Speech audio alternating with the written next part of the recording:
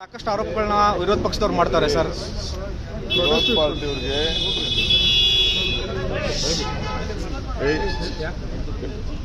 ಪಾರ್ಟಿಯವ್ರಿಗೆ ಟೀಕೆ ಮಾಡೋದು ಬಿಟ್ಟರೆ ಬೇರೆ ಇನ್ನೇನು ಇಲ್ಲ.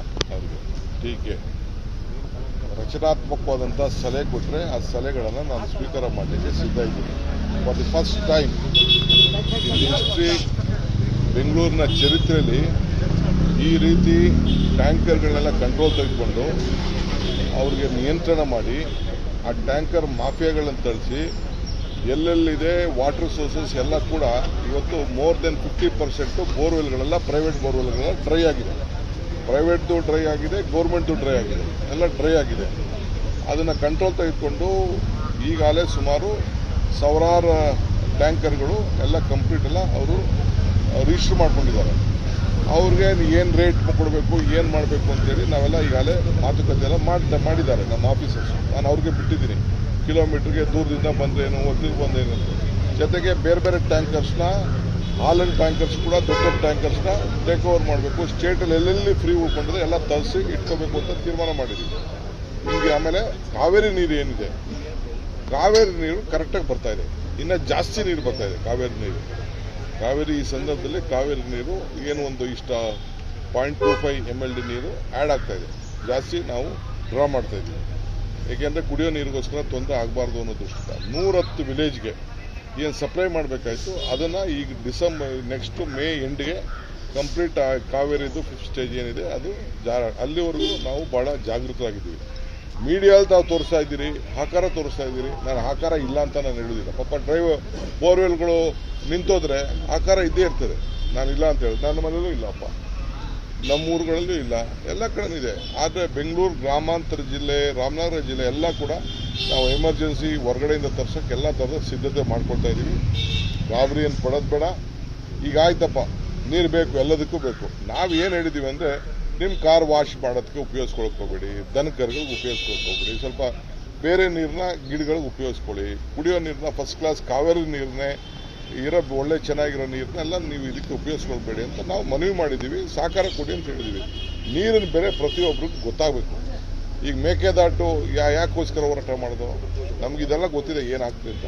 ಆದರೂ ಕಾವೇರಿ ನೀರನ್ನು ಸರಿಯಾದ ರೀತಿಯಲ್ಲಿ ಇನ್ನೂ ಹೆಚ್ಚಿಗೆ ಬಳಕೆ ಆಗ್ತದೆ.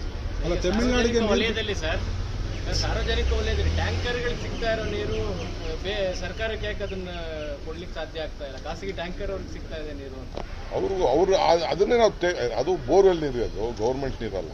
ಗೌರ್ಮೆಂಟ್ ನೀರು ಎಲ್ಲೂ ಅವ್ರು ತೊಗೊಂಡು ಟ್ಯಾಂಕರ್ ಫಿಲ್ ಮಾಡೋಕ್ಕೆಲ್ಲ ಅವಕಾಶ ಇಲ್ಲ. ಈ ಕೆಲವು ಇದನ್ನ ಕಾಯಿಂದು ಏನು ನಮ್ಮದು ಇತ್ತಲ್ಲ ವಾಟರ್ ಶುದ್ಧ ನೀರು, ಅದು ಎಲ್ಲೆಲ್ಲಿ ನಿಂತೋಗಿತ್ತು ಅದನ್ನೆಲ್ಲ ರಿಪೇರಿ ಮಾಡಿಸ್ತಾ ಇದ್ದೀವಿ. ಅದನ್ನೆಲ್ಲ ಕಂಪ್ಲೀಟ್ ಎಲ್ಲ ರಿಪೇರಿ ಮಾಡಿಸ್ತಾ ಇದ್ದೀವಿ. ಇನ್ನು 3-4 ತಿಂಗಳು ಈ ಸಮಸ್ಯೆ ಇದೆ, ಇದನ್ನು ಬಗೆಹರಿಸ್ತೀವಿ, ವಿಶ್ವಾಸ ಇಡಲಿ. ನನಗೆ ಈ ನೀರಿನ ಬೆಲೆನೂ ಗೊತ್ತಿದೆ, ನೀರು ಹರಿವಿನೂ ಗೊತ್ತಿದೆ. ಸರ್ಕಾರ BWSP ಇದಾದ ಮೇಲೆ ನಾನು ತಕ್ಷಣ ಆಫೀಸರ್ಸ್ ಹತ್ರ ಏನು ಪ್ಲಾನ್ ಆಫ್ ಆ್ಯಕ್ಷನು ಏನೇನು ಮಾಡಿದಿರಿ, ಕಂಟ್ರೋಲ್ ರೂಮ್ ಏನು ಮಾಡಿದ್ರಿ ಎಲ್ಲ ಕೂಡ ನಾವು ಈಗಾಗಲೇ ಚೆಕ್ ಮಾಡ್ತಾ ಇದ್ದೀನಿ ನಾನು. ಅಲ್ಲ ಸರ್, ಬೆಂಗಳೂರು ಗ್ರಾಮಾಂತರಕ್ಕೆ 15 ನೋಡಲ್ ಆಫೀಸರ್ಗಳನ್ನ ಹಾಕೋರೆ, ಬೆಂಗಳೂರು ನಗರಕ್ಕೆ ಹಾಕಿಲ್ಲ ಅನ್ನೋ ಆರೋಪ ಮಾಡ್ತಾರೆ.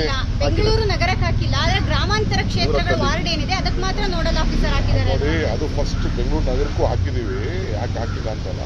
ಬೆಂಗಳೂರು ಗ್ರಾಮಾಂತರ is completely depend upon borewells. Bengaluru Nagar is depend upon Kaveri. ಅದಕ್ಕೆ ಸಿಸ್ಟಮ್ ಇದೆ. ಬೆಂಗಳೂರು ನೋಡಲ್ ಆಫೀಸರ್ ಹಾಕಿದ್ರೆ ಅಲ್ಲಿಂದ ಬೆಂಗಳೂರು ಗ್ರಾಮಾಂತರದಿಂದನೇ ಕುಡಿಯೋ ನೀರಿಗೆ ಟ್ಯಾಂಕರ್ಗಳಲ್ಲಿ ಜಾಸ್ತಿ ಬರ್ತಾ ಇರೋದು. ಟ್ಯಾಂಕರಲ್ಲಿ ಜಾಸ್ತಿ ಬರ್ತಾ ಇರೋದು ಎಲ್ಲೆಲ್ಲಿ ಸೋರ್ಸ್ ಇದೆ ಐಡೆಂಟಿಫೈ ಮಾಡಕ್ಕೆ ಹೇಳಿದ್ದೀವಿ. ಸೋಮವಾರ ಪ್ರತಿಭಟನೆಗೆ ಕರೆ ಕೊಟ್ಟವರು ಸರ್, ಯಾರು? ಬಿಜೆಪಿ ಅವರು ಖಾಲಿ ಕೂಡ ಇಟ್ಕೊಂಡು ಪ್ರತಿಭಟನೆ ಮಾಡ್ತಾರೆ. ಫಸ್ಟ್ ಕ್ಲಾಸ್ ಮಾಡಲಿ, ಕೂಡ ಮಾಡಲಿ ಸರ್. ಈಗ 2ನೇ ಪಟ್ಟಿ ಯಾವತ್ತು ರಿಲೀಸ್ ಆಗ್ಬೋದು? ಮೊದಲನೇ ಪಟ್ಟಿ ಬಿಡುಗಡೆ ಆಯಿತು, 2ನೇ ಪಟ್ಟಿ ಯಾವಾಗ ಸರ್ ಸಭೆ? ಅದು 11 ಇರಬೇಕು ಅಂತ. 11 ಸಾಯಂಕಾಲ ನಮ್ಮದು ಸ್ಕ್ರೀನಿಂಗ್ ಕಮಿಟಿ ಇದೆ. ಅದಾದ್ಮೇಲೆ ನಾವು ಡೆಲ್ಲಿ ಕಳಿಸ್ಕೊಡ್ತೀವಿ, ಮಿಕ್ಕಿ ತೀರ್ಮಾನ ಮಾಡ್ತೀವಿ. ಬಿಜೆಪಿ ಟಿಕೆಟ್ ಅನೌನ್ಸ್ ಮಾಡೋಕ್ಕಿಂತ ಮೊದಲೇ ಅನೌನ್ಸ್ ಮಾಡಿ ಮಾಡಿದಿರಿ ನೋಡಿ. ಎಲ್ಲ ನೀವು ಯಾರು ಎಲ್ಲ ಇದ್ದೀವಿ. ನನಗೆ ರಾಜಕಾರಣ ಭಾಳ ನೋವಾಗ್ತಾ ಇದೆ. ನಾನು TV ನೋಡ್ತಾ ಇದ್ದೀನಿ, ನಮ್ಮ ಕುಮಾರಸ್ವಾಮಿಯವ್ರನ್ನ ತೆಗೆದಂಥವ್ರು ಯಾರು ಕುಮಾರಸ್ವಾಮಿನ ಇಳಿಸಿದ್ರು, ಯಡಿಯೂರಪ್ಪನವ್ರು ಇರ್ಬೋದು, ಆ ಯೋಗೇಶ್ ಇರ್ಬೋದು, ಆ ಮುನ್ರತ್ನ ಇರ್ಬೋದು, ಇವರೆಲ್ಲ ಸೇರಿ ಆ ಸರ್ಕಾರನ ಕಿತ್ತಾಕ್ಬಿಟ್ರು ನಮ್ಮ ಪೊಲ್ಯೂಷನ್.